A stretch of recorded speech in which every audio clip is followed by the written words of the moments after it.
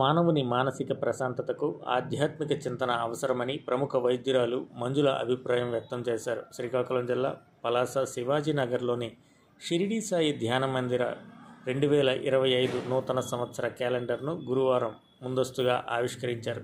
ఈ సందర్భంగా ఆమె మాట్లాడుతూ, ఇక్కడ బాబా మందిరం నెలకొల్పడం శివాజీనగర్ ప్రాంతవాసుల అదృష్టమని పేర్కొన్నారు.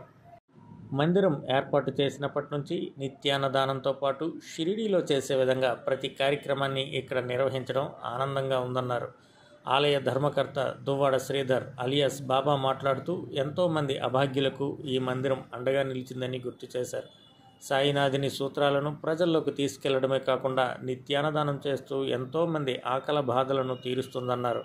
ప్రతి ఇంటికి సాయినాథుని చిత్రపటంతో ఉన్న క్యాలెండర్తో పాటు ప్రసాదాన్ని పంపిణీ చేస్తామని వెల్లడించారు.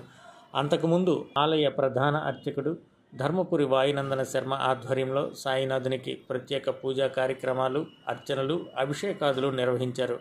కార్యక్రమంలో పట్టణ ప్రముఖులతో పాటు సాయి భక్తులు అధిక సంఖ్యలో పాల్గొన్నారు.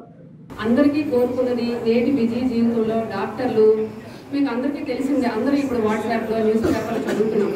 ఆరోగ్యం బాగుండాలి అంటే మందులు ఒకటి, మందులు అన్నది మెయిన్ కాదు. మనకి కావాల్సింది సరైన జీవన విధానము, మానసిక ప్రశాంతత. మానసిక ప్రశాంతత కావాలంటే మన మెయిన్గా కావాల్సింది ఆధ్యాత్మికత. మన అందరూ ప్రవచనాలు అన్నీ వింటున్నాం, మనసుకి ఎంతో ఆహ్లాదము, ఆధ్యాత్మికత వస్తుంది. ఎందుకు మనకి కష్టాలు తట్టుకునే శక్తి అన్ని భగవంతుడే ప్రసాదిస్తారు.